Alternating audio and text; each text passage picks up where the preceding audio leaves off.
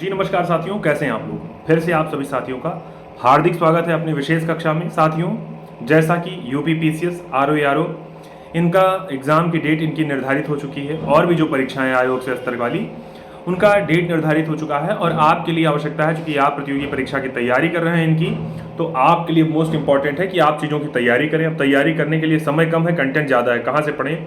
तो पहले तो बहुत चीज़ें पढ़ने से पहले आपको प्रीवियस ईयर का ज्ञान होना चाहिए साथियों। तो अर्थ ये है कि बहुत चीज़ें पढ़ने से पहले क्या आपने बेसिक चीज़ें पढ़ी हैं जो आपके एग्ज़ाम में सबसे ज़्यादा रोल करने वाली हैं। आप किसी पीसीएस या आईएएस या फिर किसी भी आरओ स्तर की परीक्षा, आरओ की परीक्षा पास करने वाले किसी कैंडिडेट के पास आप पहुंचेंगे जिन्होंने इंटरव्यू दिया हो, जो सेलेक्ट हुए हों। सबसे पहली अगर आप कहेंगे बुक की सलाह उनसे लेंगे तो सबसे पहला उनका होगा कि घटना चक्र पूर्वावलोकन। साथियों, घटना चक्र पूर्वावलोकन जो है, इसमें प्रीवियस ईयर का एक प्रकार का संकलन रहता है क्वेश्चंस का, जिसको देखकर हम अनुमान लगा पाते हैं कि ऐसे ही क्वेश्चन या इसी टाइप में क्वेश्चन या इसी टॉपिक से क्वेश्चन या इससे आसपास के क्वेश्चन मिलने वाले हैं। उसको कवर कराने यानी उसको पूरा कराने की यानी उसको तैयार करने की हम लोगों ने एक श्रृंखला बनाई है, जिस श्रृंखला में आज मुझे लगता है भूगोल की श्रृंखला में, यानी ये जो सेशन है आपका, ये सामान्य भूगोल का है। इससे पहले इतिहास का सेशन आप देख चुके हैं, करेंट अफेयर का भी सेशन आप देख चुके हैं, जो कि नियमित आपको सुबह 11 बजे, सुबह 9:15 बजे करेंट का, सुबह 11 बजे आपको मिल जाता है इतिहास का, 3 बजे दोपहर में आपको मिल जाता है भूगोल का। वही ऐसे आपका एक क्रम होता है। साथियों, जो तीसरा चैप्टर मैं अगर चर्चा करूं यहाँ पर, तो सबसे पहले चैप्टर में आपने सामान्य क्षेत्रफल पढ़ लिया था भारत का। उसके अंतर्गत चाहे क्षेत्रफल हो गया, चाहे अक्षांशीय विस्तार हो गया, चाहे आपका भारत और कर्क रेखा हो गई, मानक समय हो गया और दूरस्थ बिंदु, सीमावर्ती देश, यानी ये सब चीज़ें आप पढ़ चुके हैं इसके पहले वाले चैप्टर में। अब हम लोग पढ़ने जा रहे हैं भारत के भौतिक विभाजन के विषय में। यानी भौतिक विभाजन का मतलब हो गया यानी पर्वतों, पहाड़ों, पठारों के बीच में हम लोग पढ़ने जा रहे हैं कि कैसे भारत की उत्पत्ति हुई, यानी वर्तमान समय का जो इंडिया है ये कैसे पत्थरों से टकराया या क्या ऐसी भूमिका रही इतिहास में पृथ्वी की उत्पत्ति के साथ साथ भारत की बात, महाद्वीपीय विस्थापन सिद्धांत को हम सब आज के सेशन पढ़ने वाले। साथों, मैं फिर कह रहा हूँ, अपना कोई टारगेट ऐसा नहीं कि मैं आपको इधर उधर घुमा के चीज़ें बताऊँ। मेरा अपना एक टारगेट है। टारगेट ये है कि आप अपनी परीक्षा की तैयारी बहुत ही शिद्दत से कर रहे हैं, तो अपना दायित्व है मैं आपकी तैयारी गड़बड़ ना करूं, तो अगर अच्छा ना कर सकूं तो बिगाड़ू मैं ना। लेकिन मेरा एकदम सिद्धांत है, आप इस सिद्धांत पे चलेंगे, आपकी दिशा जो होगी तैयारी की, ये जो है एकदम राइट वे में है। मैंने कहा हम लोग स्टार्ट कर रहे हैं आज का सेशन, और खास करके एक बुक है, यही बुक का नोट्स रहेगा, नोट्स के साथ में उसी का प्रश्न कोश रहेगा, कुछ अन्यत्र नहीं है, कुछ इधर उधर का नहीं है। कहने का अर्थ यह है कि जो किताबें आपकी धरी रह जाएंगी इधर उधर का नोट्स पढ़ने के चक्कर में या इधर उधर के वीडियो पढ़ने के चक्कर में, जाहिर सी बात हम क्यों ना उस बुक को ही रिवीजन कर लें। और अगर आपको बुक पे कमांड हो गई तो आप विश्वास मानिए बढ़िया करके आएंगे, आप सिलेक्शन लेकर आएंगे अपनी परीक्षा में। ठीक बात है ना। इसी आशा के साथ हम स्टार्ट करते हैं आज के सेशन को। और push yourself, no one else is going to do it for you, यानी कोई और आपके लिए ऐसा नहीं कर पाएगा, न करेगा, आपको अपने आप को खुद ही प्रेरित करना पड़ेगा। ये अपने कुछ चित्र हैं, पुरानी कक्षाओं के चित्र रहे हैं। ठीक बात है ना। चलिए, आज साथियों अपने चैनल पर 1600 से ज़्यादा सब्सक्राइबर हो चुके हैं, सदस्य हो चुके हैं, बहुत बहुत बधाई। चलिए स्टार्ट करते हैं भारत के भौतिक विभाजन को। अगर आपके पास विश्व का मानचित्र होगा तो आप लेकर बैठिएगा, या आपके पास विश्व का मैप होगा तो आप जरूर लेकर बैठिएगा, जिससे आप चीज़ों को समझते चलिए। अब आपको मैं कहूँ आपसे, आप मान लीजिए इससे पहले कहीं तैयारी नहीं की है, तैयारी भी नहीं की है, या आपको पता भी नहीं मैं क्या पढ़ूँ क्या ना पढ़ूँ, तो आपको क्या करना है, यहाँ केवल इसी नोट्स को पढ़ना है जितना इसमें लिखा हुआ है। इसके तुरंत बाद आपको उन्हीं प्रश्नों को हल करना है जो इसमें दिए गए हैं। देने के बाद आपको खुद ही समझ हो जाएगी कि इस टॉपिक में आपने क्या पाया। यानी इसमें ऐसी जरूरत नहीं कि हे भगवान हमने तो पहले कभी पढ़ा ही नहीं है, या हमने तो कभी पहले इसके देखा ही नहीं इन चीज़ों को। समझ रहे हैं ना। ये एकदम हैरान मत होइए, बहुत अच्छा होने वाला है सेशन। चलिए बात करते हैं इसके विषय में साथियों। बात करें आगे तो लिखा हुआ है यहाँ पर किसके विषय में लिखा हुआ है, नोट्स में लिखा हुआ है पराचुंबकत्व एक प्रकार की शाखा है। यानी पराचुंबकत्व जो आपका है, पोलियो मैग्नेटिज्म जो लिखा है, इसका यानी अध्ययन की एक ऐसी शाखा है पराचुंबकत्व, जिसमें हम लोग अध्ययन करते हैं किसका, ध्यान समझते रहिए आप लोग। इसमें हम लोग अध्ययन करते हैं किसका, इसमें हम लोग अध्ययन करेंगे चट्टानों का, अवसादों का, यानी इनके निर्माण का जो समय है और संरक्षित गुण, इनका अध्ययन करने वाली जो शाखा है, इसी को कहा जाता है भाई, इसी को पराचुंबकत्व कहा जाता है। आप समझिए पराचुंबकत्व किसे कहा जाता है। यानी जो चट्टाने हैं या जो अवसाद, अवसाद का मतलब होता है, अवसाद आप ऐसे समझ सकते हैं, अवसाद का मतलब दिमाग में जब अवसाद आ जाता है, अवसाद का मतलब होता है कोई बची हुई राशि, समझ रहे हैं ना। तो इन्हीं को अवसाद कहा जाता है। अवसाद का मतलब ऐसे आप समझ सकते हैं जैसे मान लीजिए कोई चट्टान है, यदि आप मिट्टी बह रही है तो नदी बह रही है, तो नदी बह रही तो बहने के बाद जो गाद होगी उसको भी अवसाद कहा जा सकता है। तो बात करेंगे चट्टान, अवसाद, इनके निर्माण के समय जो संरक्षित इसमें गुण हुआ करते थे, इन्हीं के जो अध्ययन किया जाता है उसी शाखा को कहा जाता है पूरा पराचुंबकत्व। ठीक बात है, आगे बात करते हैं। आगे लिखा हुआ है, यहाँ पर लिखा हुआ है विज्ञान की ये जो शाखा है पराचुंबकत्व, ये प्राचीन भूवैज्ञानिक घटनाओं के अध्ययन में सहायक होती है। कौन सी? पराचुंबकत्व। बात करते हैं आगे। कह रहा है ये आपकी पराचुंबकत्व जो है, लिखा हुआ है पृथ्वी का जो चुंबकीय क्षेत्र है उसका अध्ययन पराचुंबकत्व के माध्यम से ही किया जाता है। अगली बात, एक नाम आ रहा है अल्फ्रेड वेगनर का। वेगनर नाम के जो व्यक्ति हैं, ये क्या है, एक सिद्धांत दे रहे हैं जिसका नाम है महाद्वीपीय विस्थापन सिद्धांत। कई बार पूछा गया है महाद्वीपीय विस्थापन सिद्धांत किसने दिया है, तो ये अल्फ्रेड वेगनर नाम के जो वैज्ञानिक हुए उन्होंने। क्या कह रहे हैं ये, यानी इसी विस्थापन महाद्वीपीय विस्थापन सिद्धांत में ये अभी प्रमाणित करेंगे किस चीज को, ये प्रमाणित करेंगे पराचुंबकत्व अध्ययन को। कहने का मतलब ये हो गया, ये जो सिद्धांत दिया गया इसको प्रमाणित करने के लिए ही पराचुंबकत्व को आधार बनाया गया कि यानी इसी के आधार पर हम इस सिद्धांत को दे रहे हैं और सिद्ध कर ले जाएंगे। ठीक बात है ना। आगे देखिए, कह रहा है ये जो महाद्वीपीय, अब देखिए महाद्वीपीय जो विस्थापन सिद्धांत हुआ इसके अनुसार कई बातें हैं। जैसे कहा गया कि जो भारतीय स्थल पिंड है वो किसका भाग रहा है, ये प्राचीन समय में गोंडवाना लैंड का भाग रहा है। अब आप देखिए, यहाँ मैं आपको ना मैप दे रहा हूँ ना मैं यहाँ कुछ और ज़्यादा 3D शेप में या तमाम उल्टी सीधी मैंने आप कह रहे हैं बहुत ज़्यादा व्याख्यात्मक तरीके से समझा पा रहा हूँ। यहाँ केवल इतना है कि उसी नोट्स को हम इतने वाले को हम पढ़ेंगे और इसी पे प्रश्नोत्तर दे देंगे, तो आपको ये समझ में आ जाएगा कि इसके ऐसे क्वेश्चन इस टॉपिक से पूछे जाते हैं। आप समझ गए कि महाद्वीपीय विस्थापन सिद्धांत किसने दिया, अल्फ्रेड वेगनर ने। किस पर काम करता है, तो ये पराचुंबकीय अध्ययन के द्वारा ही सिद्ध करती है उत्पत्ति। बात करते हैं इसके विषय में, तो भारत किस स्थल पिंड का भाग है, तो गोंडवाना लैंड का भाग है। किसके अनुसार, तो महाद्वीपीय सिद्धांत के अनुसार। और किसके द्वारा दिया गया, तो अल्फ्रेड वेगनर के द्वारा दिया। अब आगे आते हैं, कह रहा है ये जो गोंडवाना लैंड वाला भूभाग है ये विशाल क्षेत्र हुआ करता था।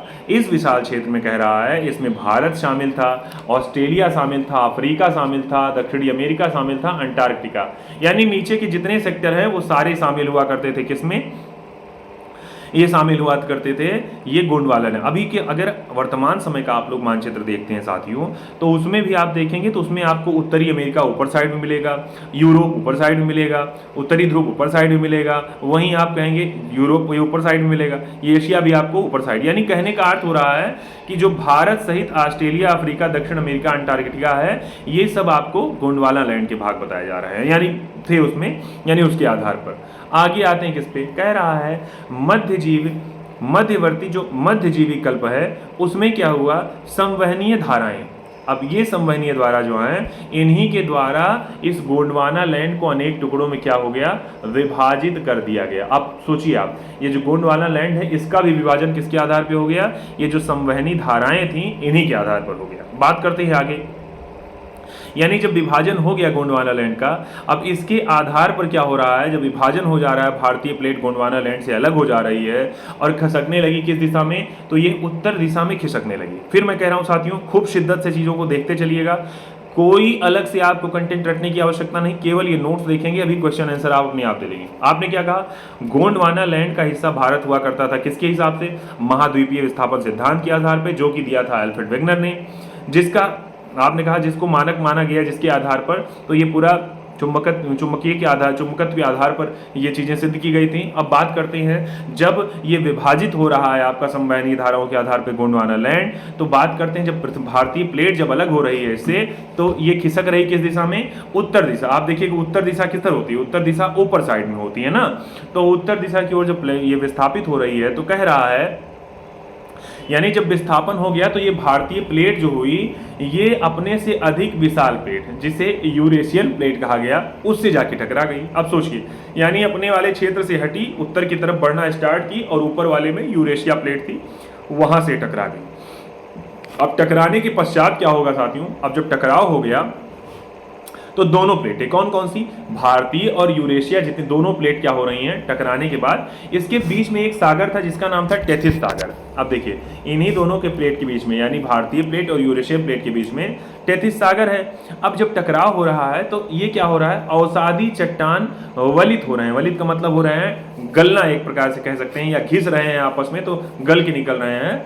तो कह रहा है वलित होकर हिमालय का निर्माण कर ले रहे हैं और साथ ही साथ क्या कर रहे हैं, साथ ही साथ पश्चिमी एशिया में पर्वतीय श्रृंखला के रूप में विकसित हो गई। यानी कह रहे हैं आप क्या कि जब भारतीय प्लेट और यूरोपीय प्लेट दोनों टकराई तो टकराने के बाद क्या हुआ, जो अवसादी चट्टान थे ये आप कह रहे हैं यानी ऐसे जब टकरा रही तो बीच वाला जो मड वाला हिस्सा हुआ ये अपर की तरफ उठा और उठने के बाद में हिमालय जैसी पर्वत संरचना बना लिया, ये आपका हिमालय जैसी पर्वत श्रृंखला बना लिया। बात करते हैं आगे, लिखा हुआ हिमालय जो है ये पूरी तरह से कह रहा है ये पर्वत श्रृंखला जो है ऐसा नहीं वृद्ध, ये एक प्रकार की युवा स्थलाकृति है। कौन सी, हिमालय। आगे क्वेश्चन पूछा जाएगा इससे, कह रहा है इस हिमालय क्षेत्र जो है पर्वत जो है इसमें ऊंचे शिखर मिलेंगे आपको, गहरी घाटियां मिलेंगी, तेज बहने वाली नदियां भी मिलेंगी। और आगे हम बात करें तो कह रहा है हिमालय का जो तराई क्षेत्र है वहीं पर पाताल तोड़ कुएं भी प्राप्त हुए। आगे हम व्याख्या इसके विषय में पढ़ेंगे। यहाँ आप जानिए तो हिमालय के तराई क्षेत्र में क्या प्राप्त हुए, पाताल तोड़ कुएं प्राप्त हुए। आगे इस पर क्वेश्चन आपको मिलेगा। बात करते हैं टेथिस सागर की, वही टेथिस सागर याद करिए, यूरेशियन और भारतीय प्लेट के बीच में जो टकरा रहा, बीच में जो प्लेट जो आपकी टेथिस सागर था वही टेथिस सागर है। अब ये टेथिस सागर जो हो रहा है ये हिमालय के क्रम में, हिमालय के रूप में क्या कर रहा है, ऊपर उठने और प्रायद्वीपीय पठार जो है उसके उत्तरी किनारे के नीचे धंसने के कारण एक बृहद द्रोणी का निर्माण कर रहा है। अब समझिए आप, कहने का मतलब ये दोनों प्लेट टकराई, बीच में हिमालय ऊपर उठा, साथ ही साथ क्या हो रहा है, प्रायद्वीपीय पठार जो था उस समय वो उत्तरी किनारा जो प्रायद्वीपीय पठार के उत्तरी किनारे के नीचे वो धंसने लगा और इस वजह से द्रोणी का निर्माण। अभी एक नई लाइन आपको मिल गई द्रोणी, यानी जिसे बेसिन कहा जाता है, बेसिन का भी निर्माण हो गया। अब आपकी बेसिक समझ हो गई कि हम लोग महाद्वीपीय विस्थापन सिद्धांत की चर्चा कर रहे हैं, अल्फ्रेड वेगनर वाले, उसी के अंतर्गत मैंने कहा भारतीय प्लेट यूरेशियन प्लेट की हम लोग चर्चा कर रहे हैं। उसके बाद मैंने कहा टेथिस सागर की हम लोगों ने चर्चा की, हिमालय की उत्पत्ति हो रही है, पाताल पूर्ण कुएं पाए जा रहे हैं, साथ ही साथ द्रोणी का निर्माण भी हो रहा है हिमालय के ऊपर उठने और प्रायद्वीपीय पठार के नीचे धंसने के कारण। ठीक है, अब आगे आते हैं, लिखा हुआ है समय के साथ जो ये बेसिन है ये क्या हुआ, उत्तर के पर्वतों और प्रायद्वीपीय पठारों में जो बहने वाली नदियां थी उनमें अवसादी निक्षेपों के द्वारा धीरे धीरे भर गया। अब सोचिए यानी धीरे धीरे क्या हो गया, ये जो आपका बेसिन जो था यानी द्रोणी जो आपका बना, द्रोणी वाला हिस्सा बना, वो धीरे धीरे क्या हो गया, अवसादों के निक्षेपों से बटने लगा या भरने लगा। अब क्या हो रहा है आगे, कह रहा है इसी प्रकार जलोढ़ निक्षेपों से निर्मित एक विस्तृत समतल भूभाग जो कि भारत के उत्तरी मैदान के रूप में विकसित हुआ। अब आप समझ गए भारत के उत्तरी मैदान को विकसित कैसे हुआ, कारण आपने कहा कि टेथिस सागर का जो हिमालय था यानी टेथिस सागर का हिस्सा हिमालय जो है वो ऊपर की तरफ बढ़ा, प्रायद्वीप नीचे की तरफ गया और साथ ही साथ द्रोणी का निर्माण हो गया। अब द्रोणी में जो अवसाद जमा हो रहे हैं और इस वजह से इन्हीं वजह से ये जो अवसाद है ये जलोढ़, एक प्रकार की जलोढ़ मृदा का रूप है। तो ये कह रहा है इसी के तरह से भारत का जो उत्तरी मैदान है उसका निर्माण हुआ जा रहा है। ठीक बात है ना, अब इतनी बात आप समझ गए। अब आगे बात करते हैं हम, लिखा हुआ है यहाँ पर, लिखा हुआ जो भूगर्भीय रूप है उसमें कहा जा रहा है कि जो प्रायद्वीपीय पठार है वो पृथ्वी की सतह का एक प्रकार प्राचीनतम भाग, यानी जो प्रायद्वीपीय पठार है ना वो पृथ्वी की सतह का ही एक प्रकार का प्राचीनतम भाग है। कौन सा, प्रायद्वीपीय पठार। आगे ये जो प्रायद्वीपीय पठार है ये भारत का सर्वाधिक स्थिर भाग है। ठीक है ना, ध्यान कर, प्रायद्वीपीय पठार आप जो भारत का मानचित्र ऐसे देखेंगे, यहाँ समझिए भारत का मानचित्र आप देखेंगे कैसे, ऐसे करके ऐसे जब हिस्सा देखेंगे तो ये जो दक्षिण वाला हिस्सा यही प्रायद्वीपीय पठार वाला हिस्सा आप पाते हैं, समझ रहे हैं ना, तो ध्यान करते रहिए, इसी को प्रायद्वीपीय पठार कहा जाता है, ये वाले हिस्से को। बात करते हैं आगे, ये स्थिर भाग भी है।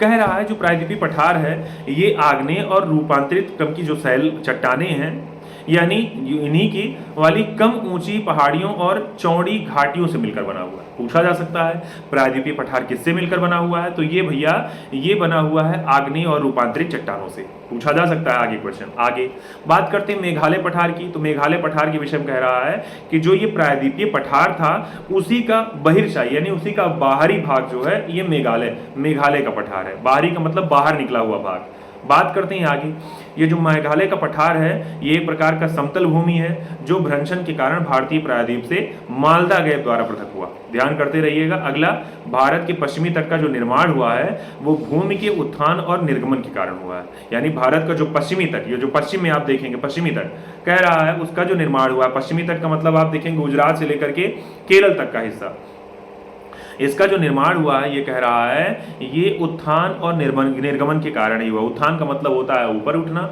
यानी विकसित होना, और निर्गमन का मतलब होता है बेकार होना, खराब होना। अच्छा आगे आते हैं। लिखा हुआ है भारत की भूमि बहुत अधिक भौतिक विभिन्नताओं को दर्शाती है, इसीलिए भारत को 4 प्राकृतिक प्रदेशों में विभाजित। अब देखिए यहां से आपका कंटेंट जुड़ गया, तो पूछा जाएगा आपको भारत को कितने प्राकृतिक प्रदेशों में विभाजित किया गया, तो आप कहेंगे 4 प्राकृतिक प्रदेशों में। दूसरी बात, ये पहला प्रदेश कौन सा है, उत्तर का पर्वतीय क्षेत्र, दूसरा है विशाल मैदान, तीसरा है प्रायद्वीपीय पठार और चौथा है तट या फिर द्वीप समूह। अब देखिए यहाँ पर, यानी कि उत्तर का, जैसे अगर भारत का मानचित्र आप ऐसे देखने का काम करेंगे यहाँ पर, तो आप सोचिए यहाँ पर, एक सेकंड, ये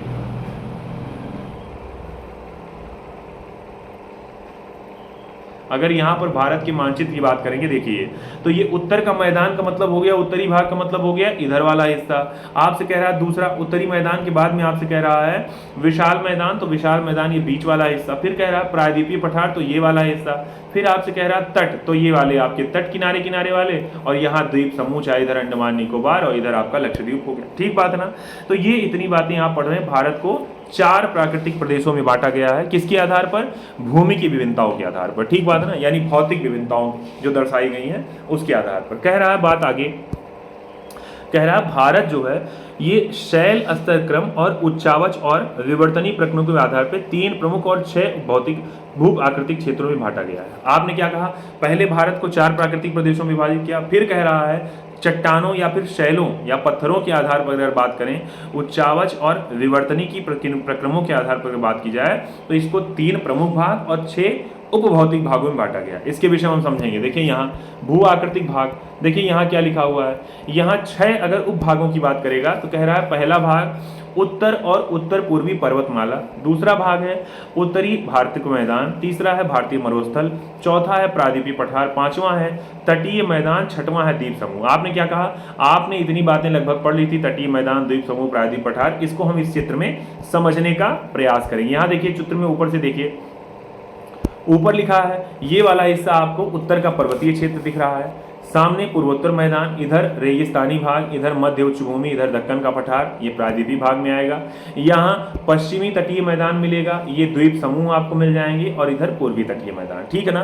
तो ये कुछ बातें आपकी हो गई इस वाले से। थोड़ा सा और कंटेंट है, इसको देखेंगे, उसके बाद हम लोग स्टार्ट करेंगे आज के प्रश्नोत्तरी पर। मैंने कहा साथियों, इतना बढ़िया आपको चीजें तैयार होती है, ये आपका कमेंट सेक्शन बाद में बताता है। तो मैं फिर चाहूंगा आज भी वाले सेशन के साथ लास्ट में आप चाहे तुरंत देखिए चाहे बाद में वीडियो देखिए, कमेंट सेक्शन में अपना कमेंट जरूर प्रस्तुत कर दिया करिए। क्यों?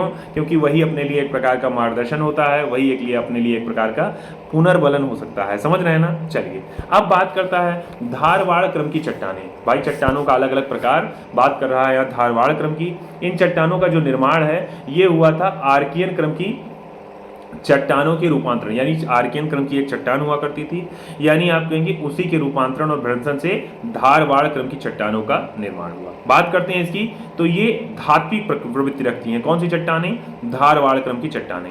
अब इसमें सोना, लोहा, मैग्नीज, अभ्रक, कोबाल्ट, क्रोमियम, तांबा, ये सारी चीजें आपको मिलने वाली हैं। बात करते हैं आगे, कह रहा है यहाँ पर कुडप्पा क्रम की जो चट्टानें हैं, कह रहा है इसका जो निर्माण हुआ है ये धारवाड़ की चट्टानों के बाद हुआ है। जबकि विंध्य क्रम की चट्टानों की बात करें तो ये कुडप्पा चट्टानों के बाद। आपने एक क्रम कहा धारवाड़, धारवाड़ के बाद कुडप्पा, कुडप्पा के बाद विंध्य चट्टानें हो रही हैं। ठीक बात है ना। विंध्य वाले में आपको चूना पत्थर, बलुआ पत्थर, चीनी मिट्टी और वर्ण मिट्टी आदि प्राप्त होता है। अब देखिए आगे कह रहा है विंध्य क्रम की जो चट्टानें हैं काफी बाद, यानी इनके काफी बाद गोंडवाना क्रम की चट्टानें जो हैं उनका भी निर्माण होना स्टार्ट हो गया। आगे बात करें तो कह रहा भारत का अधिकांश कोयला जो है वो गोंडवाना, अभी आगे क्वेश्चन यहाँ से मिलेगा कि भारत का अधिकांश कोयला कहाँ से मिलता है, तो याद करे रहिएगा ये गोंडवाना चट्टानों से मिलने वाला है। नेक्स्ट भी बात करते हैं यहाँ, कह रहा है इस क्षेत्र का जो कोयला होगा उच्च श्रेणी का। अब आप समझिए, जो गोंडवाना क्षेत्र लैंड क्षेत्र का जो गोंडवाना क्षेत्र का जो कोयला होगा भारत का, वो उच्च क्रम का कोयला होगा, याद करे रहिएगा। आगे कहता है यहाँ सर्वाधिक किस कोयले की प्राप्ति होती है, बिटुमिनस कोयले की प्राप्ति होती है, जिसमें सबसे न्यून मात्रा किसकी होती है, सल्फर की मात्रा न्यून होती है। अब आप समझिए, हम लोगों ने यहाँ किसकी चर्चा की, भारत की प्राकृतिक प्रदेश की। आपने कहा भारत को 4 प्राकृतिक प्रदेशों में, साथ ही साथ अगर बात की जाए, अगर तमाम आधार पे, जैसे आपने आधार की बात की, अगर शैल क्रमस्तर या फिर उच्चावच के आधार पर बात किया जाए तो भारत को 3 उपभागों में, और दूसरी बात है 6 उपभौतिक भागों में विभाजित किया गया है। आपने सारे भाग पढ़ लिए, आपने उनका सिद्धांत पढ़, आपने किसके विषय में, आपने महाद्वीपीय विस्थापन का सिद्धांत भी पढ़ लिया है। साथ ही साथ महाद्वीपीय विस्थापन के सिद्धांत के बाद अल्फ्रेड वेगनर को आपने पढ़ा, भारतीय प्लेट की उत्पत्ति या भारत की उत्पत्ति आपने पढ़ा, टेथिस सागर को आपने पढ़ा, द्रोणी आपने पढ़ी, द्रोणी के बाद आपने पढ़ा उत्तरी मैदान पर तैयार हो रहे हैं, प्रायद्वीपीय पठार तैयार हो रहे हैं वही, और इस तरह से आपकी तमाम चीज़ें। अब हम स्टार्ट करेंगे क्वेश्चन आंसर को। आप सभी साथी, मैंने कहा जिनको लगेगा स्पीड ज़्यादा है उनके लिए क्या है, बोलिए, वाकिफ कहाँ ज़माना हमारी उड़ान से, वे और थे जो हार गए आसमान से। साथियों, बहुत बढ़िया चीज़ें तैयार होने वाली है। बस एक काम करिएगा आप लोग, अगर आपके पास किताब नहीं है तब तो बात ठीक है, नोट्स के साथ साथ में इसे ओपन करिएगा, लेकिन अगर आपके पास बुक है तो मेरे इस वीडियो के साथ में, यानी इस क्लास के साथ में अपना बुक जरूर ओपन करे रहिएगा। क्यों?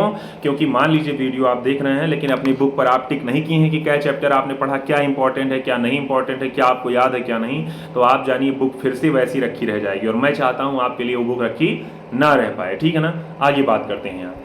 तो आपके लिए क्वेश्चन दिया है पहला, लिखा है भारत से उपचुंबकत्व यानी भारत से उपबंध पराचुंबकीय परिणामों से संकेत मिलते हैं कि भूतकाल में भारतीय स्थलपिंड सरका है किधर, उत्तर की ओर, दक्षिण की ओर, या फिर आपसे क्वेश्चन में दे रहा है पूर्व की ओर या फिर पश्चिम की ओर। आईएएस के एग्जाम 1995 में पूछा गया क्वेश्चन है कि भाई ये जो पूरा चुंबकीय परिणाम आपके परिणाम है उसके आधार पर कह रहा है कि भारतीय जो स्थल पिंड है वो किस दिशा में सरका था। आपको याद है मैंने कहा था ये सरका था उत्तर दिशा में। किस दिशा में? यानी गोंडवाना लैंड के जब विभाजन होने लगा तो वो क्या हो गया, ये सरक गया किस दिशा में, उत्तर की दिशा में सरक रहा है, ये भारतीय प्लेट सरक रही है। ठीक है ना, और जाके यूरेशियन प्लेट से अभी आगे जाके टकराएगी और टेथिस सागर में आपका बीच में पड़ेगा, तो उसी के बाद हिमालय की उत्पत्ति हो जाएगी। ठीक है ना, तो इस क्वेश्चन का उत्तर आपने दे दिया सर, ए वाला हो जाएगा। क्यों भाई, हो जाएगा ना।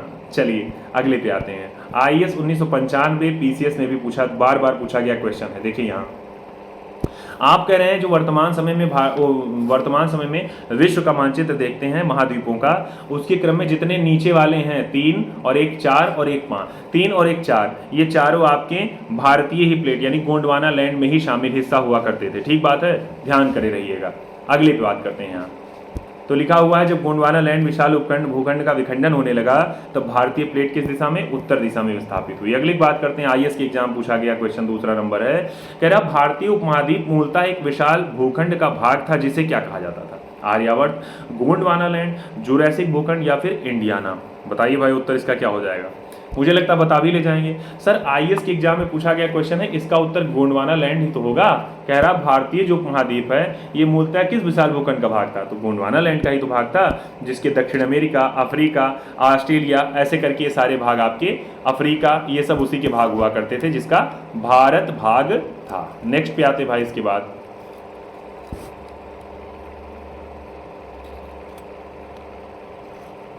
चलिए लगातार बने रहिए। नेक्स्ट क्वेश्चन लिखा है भारत कितने प्राकृतिक प्रदेशों में भारत का विभाजन हुआ। अभी कुछ ही देर पहले हम लोगों ने भारत को प्राकृतिक प्रदेशों में जो विभाजन किया था 4, 6, 7 या फिर 8। अगर बेसिक बात पूछेगा कितने प्राकृतिक प्रदेशों में, तो आपको राजस्थान के एग्जाम में क्वेश्चन पूछा है कितने प्राकृतिक प्रदेशों में, तो मैंने कहा था शुरुआत में ही ऑप्शन इसका 4 होगा कि 6 होगा कि 7 होगा कि 8 होगा। बताइए क्या हो जाएगा।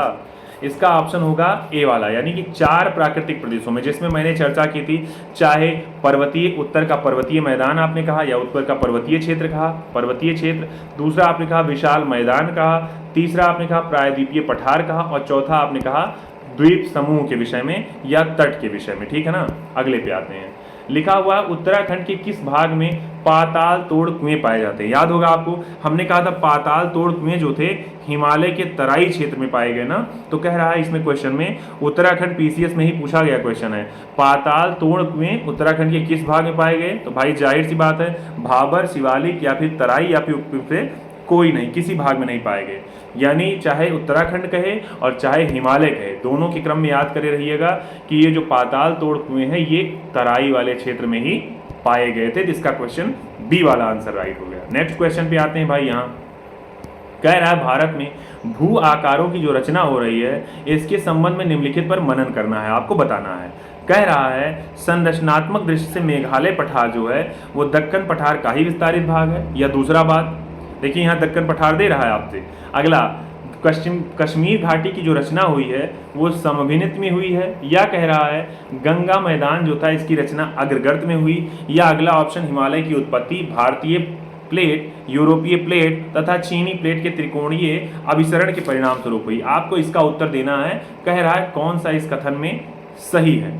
बात करते हैं साथियों इसके विषय में। तो यहाँ ध्यान से देखिए, अगर गंगा के मैदान की बात कर रहा है रचना अग्रगर्त में हुई, भाई एकदम सही बात है। याद होगा आपको, मैंने कहा था जब गंगा के यानी समतल मैदानों की जब रचना हुई थी तो उसके विषय में हमने काफ़ी देर तक चर्चा किया था कि जो जलोढ़ यानी जो द्रोणी बनी थी, उसी द्रोणी में जो गाद इकट्ठा हो रहे हैं, उसी के बाद जलोढ़ निक्षेप के से गंगा के मैदान की उत्पत्ति हो रही है। साथ ही साथ में मैंने दूसरे वाले की भी चर्चा की थी कि कश्मीर घाटी इसकी रचना समभिन्नत में हुई है, और संरचनात्मक दृष्टि से मेघालय का पठार जो है वो दक्कन के पठार का हिस्सा है। तो इसका कौन सा ऑप्शन हो गया, इसका ए वाला विकल्प हो जाएगा सही, यानी कि 1 2 3 तीनों सही है। अगले पे आते हैं भाई। यहाँ पूरी व्याख्या है इसकी, आपके पास बुक है तो मैंने कहा यहाँ मैं भले न चलूं, लेकिन आप बुक में अपने टिक करते हुए चलिएगा। अगला क्वेश्चन कौन सा असत्य बता रहा है, लोअर पीसीएस का है। लिखा है भौमिकीय दृष्टि से प्रायद्वीपीय क्षेत्र भारत का सबसे प्राचीन भाग है, या दूसरा कह रहा है हिमालय विश्व में सबसे नवीन बलित पर्वतों में को प्रदर्शित करता है। सी वाला है भारत के पश्चिमी समुद्र तट का निर्माण नदियों की जमाव क्रिया द्वारा हुआ है, या अगला प्रश्न है भारत में गोंडवाना शिलाओं में कोयले का बृहत्तम भंडार है। भाई जाहिर सी बात है डी वाला ऑप्शन सही देख कर ही आपको लग रहा है, क्योंकि अभी हम लोगों ने नोट्स में ही पढ़ा। मैंने फिर कहा आपसे इधर उधर कंटेंट की आपको आवश्यकता ही नहीं है। मेरे साथ जब जुड़िए तो केवल आप जितनी देर मैं नोट्स पढ़ रहा हूँ उतना पढ़िए और साथ ही साथ में उसका उत्तर दे दीजिए, ठीक बात है ना। और आपके एग्जाम के लिए सबसे मोस्ट इंपॉर्टेंट आपका ये होता है, ये चीज़ें आपके लिए मैं बता रहा हूँ, ये चीज़ें जितने इंटरव्यू पाएंगे वहाँ पर भी आप इन्हें पाएंगे। दूसरी बात, नदियों के जमाव से ही पश्चिमी समुद्र तट का निर्माण हुआ है, और आगे आप देखेंगे ये नवीन वलित पर्वत का उदाहरण है हिमालय। तो इसका पूछ रहा है कौन सा असत्य है, तो इसका हो जाएगा ए वाला। ये लिखा है भारत प्रायद्वीपीय क्षेत्र का सबसे बड़ा प्राचीन भाग लिखा है, तो इसका सी वाला गलत बता रहा है। कह रहा है कि भारत के पश्चिमी समुद्र तट का निर्माण नदियों के जमाव की क्रिया के द्वारा हुआ है। ऐसा नहीं है। व्याख्या में आते हैं, क्या कह रहा है, यहाँ कह रहा है पश्चिमी समुद्र तट जो है ये नदियों के जमाव के कारण नहीं हुआ है, बल्कि ये भूमि के उत्थान और निर्गमन के कारण हो गया, ठीक बात है ना। नदियों का जो जमाव हुआ था उसके कारण समतल मैदान का निर्माण हुआ था, गंगा के मैदानों का निर्माण हुआ था, ठीक है ना। आगे आते हैं 7 नंबर प्रश्न में आपके दिया गया है। यहाँ प्रश्न कह रहा है सुमेलित करना है दक्कन ट्रैप, पश्चिमी घाटी, फिर आगे आपसे कह रहा है यहाँ पर अरावली और नर्मदा ताप्ती। तो इसको मैं एक बार में कह देता हूँ, यहाँ देख लेते हैं हम लोग सीधा उत्तर में। कह रहा है दक्कन ट्रैप की उत्पत्ति जो हो रही है ये क्रेटेशियस काल के अंतिम चरण में हो रही है। कह रहा है पश्चिमी घाट की उत्पत्ति, पर्वत की उत्पत्ति हो रही है सेनोजोइक यानी नूतन काल में। अरावली पर्वत की उत्पत्ति हो रही है प्री कैम्ब्रियन युग में, और नर्मदा ताप्ती का युग हो रहा है अत्यंत नूतन काल में, ठीक बात है ना। तो आप देखिए यहाँ क्या कर रहे हैं, यहाँ इसके विषय में आप समझते रहिएगा। ये क्वेश्चन पूछा गया था आपके किस एग्जाम में, यहाँ दिया गया है इसमें, ये आपका यहाँ दिखाया नहीं गया किस एग्जाम में, आईएएस के एग्जाम में 1997 में पूछा गया था। तो आप इसका स्क्रीनशॉट ले लीजिएगा। कठिन लग रहा होगा लेकिन ये याद करने वाला प्रश्न ही है कि आप आए तो आप गलत ना कर पाएं, और ऐसा कुछ नहीं है आपके विषय में यहाँ, क्योंकि बहुत व्याख्यात्मक है। केरल का कुट्टानाड जो है ये किसके लिए प्रसिद्ध था, ये मीठे पानी की झील के लिए, या फिर भारत का न्यूनतम ऊंचाई वाला क्षेत्र, या प्रवाल द्वीप के लिए, या फिर भारत के सबसे पश्चिम में स्थित बिंदु के लिए। तो पूछ रहा है केरल का जो कुट्टानाड प्रसिद्ध क्षेत्र है ये किस क्षेत्र के लिए प्रसिद्ध था, इस प्रश्न का उत्तर देना है। और आपको याद होगा ये जो केरल का कुट्टानाड क्षेत्र था ये आपका जो था ये न्यूनतम ऊंचाई वाला क्षेत्र हुआ करता था ये। तो इसका बी वाला ऑप्शन क्या हो जाएगा, राइट आंसर। अगले क्वेश्चन पे आते हैं, ये भी यूपी पीसीएस के 2005 में पूछा गया क्वेश्चन था। अगले पे आते हैं, यहाँ लिखा है कौन सा मरुस्थल है, गंगा क्षेत्र, मध्य भारत क्षेत्र, सिंधु क्षेत्र या फिर असम क्षेत्र। मरुस्थल के विषय में पूछ रहा है कौन सा मरुस्थल क्षेत्र है। आपको याद है गंगा क्षेत्र मरुस्थल नहीं है, समतल मैदान है। मध्य भारत भी समतल है, ये भी आपका मरुस्थल नहीं है। असम भी मरुस्थल नहीं है, तो सिंधु क्षेत्र जो है यही मरुस्थल क्षेत्र है। जबकि नेक्स्ट क्वेश्चन पे आए, ये भी देखिए आप MPPCS के एग्जाम में पूछा गया क्वेश्चन है। अगले पे आते हैं। अगला लिखा है धारवाड़, लिखा है जिला, कौन सा जिला धारवाड़ भूस्तरीय रचना वाला नहीं है। मुंगेर, रोहतास, जमुई या फिर नवादा पूछ रहा है कौन सा। देखिए ये BPSC का क्वेश्चन है, ये पूछ रहा है कौन सा धारवाड़ भूस्तरीय रचना वाला जिला वाला शहर नहीं है या जिला स्थान नहीं है। इसके ऑप्शन में देखते हैं साथियों, इसका बी वाला ऑप्शन दे रहा है रोहता। देखिए ये स्पेशल हो गया किसके लिए, ये बिहार के एग्जाम के लिए। जो कैंडिडेट बिहार वाले होंगे, BPSC का यानी बिहार से जुड़े होंगे, उनके लिए इंपॉर्टेंट और ज़्यादा हो सकता है, तो याद कर रहिएगा इस क्वेश्चन को। नेक्स्ट क्वेश्चन में आते हैं। लिखा हुआ है निम्नलिखित में से कौन सी चट्टान प्रणाली भारत में नवीनतम है। गोंडवाना, कुडप्पा, विंध्यन या फिर धारवाड़। भाई नवीनतम की बात अगर भारत में कह रहा है तो आपको याद होना चाहिए सबसे अच्छा क्या लिखा है, सबसे नवीनतम। तो याद करिए अगर नवीनतम में, तो मुझे याद आता है सबसे पहले गोंडवाना का निर्माण हुआ। याद करिए लिखा हुआ था पहले किसका निर्माण हुआ, हाँ एक सेकंड, पहले कुडप्पा का, एक सेकंड, पहले धारवाड़ का, फिर कुडप्पा का, फिर बाद में आपने पढ़ा था किसके विषय में, विंध्य के विषय में, और आगे आपने कहा था किसके विषय में, गोंडवाना। तो सबसे नवीनतम जो हो रहा है, देखिए आपके नोट्स में ही था, मैंने भी वहीं से देख लिया, तो ये आपका गोंडवाना जो था यही सबसे नवीनतम चट्टान प्रणाली है। आते हैं आगे, यहाँ पर लिखा हुआ है, लिखा है देखिए यहाँ याद करे रहिए, गोंडवाना जो क्रम भारत का क्षेत्र, यहाँ पर कोयला सबसे अच्छा, और यहाँ पर बिटुमिनस कोयला पाया जाता है जिसमें सल्फर की न्यून मात्रा होती है। आगे क्वेश्चन में आपको मिलेगा। देखिए यहाँ पर बड़ी व्याख्या वाला प्रश्न है, तब भी हम इसे पढ़ेंगे। लिखा है पढ़कर सही विकल्प का उत्तर दीजिए। कह रहा है JD डोना थे, उनके अनुसार भारतीय उपमहाद्वीप के चट्टानों के भूगर्भीय इतिहास के लिए एक विशेष भूगर्भिक समय मापक तैयार किया गया। कथन दूसरा है कि भूगर्भिक समय मापक के अनुसार भारतीय चट्टानों को आर्कियन और पौराणिक और द्रविडियन तथा आर्यन युग में विभाजित किया गया। अब इसके विषय में आपको समझना है, तो सीधे बिना समय बर्बाद किए हम व्याख्या पर आते हैं। इसका डी वाला कह रहा है कथन ए गलत है, जबकि कथन दो सत्य है। तो ये दो वाला सत्य क्या कह रहा है, भूगर्भिक समय जो था, यानी इसके मापन के अनुसार कह रहा है भारतीय जो चट्टान को आर्कियन, पौराणिक, द्रविडियन और आर्यन इतने युगों में विभाजित किया गया, ये सही है। अगले क्वेश्चन पे आइए।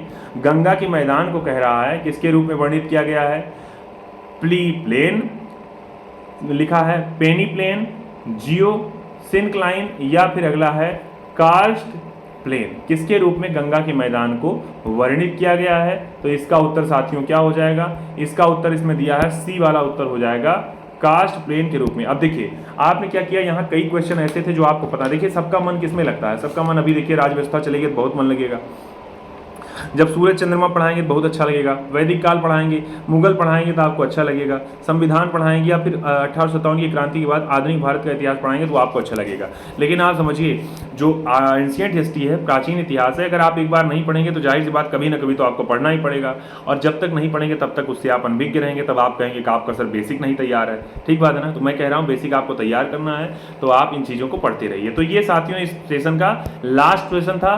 कल आप हम लोग चर्चा करेंगे किसके विषय में, उत्तर का पर्वतीय प्रदेश, यानी उत्तर की पर्वतीय प्रदेश को हम लोग पढ़ने वाले हैं। आज वाले सेशन से कमेंट सेक्शन में आप लोग उत्तर आप दीजिएगा कि भारत का जो भौतिक विभाजन है, यानी भारत का लिख लीजिएगा, भारत का भौतिक विभाजन है, इसको बताना है कुल कितने क्षेत्रों में विभाजित किया गया, भारत का भौतिक विभाजन कितने भाग में किया गया, उनका आपको नाम लिखना है।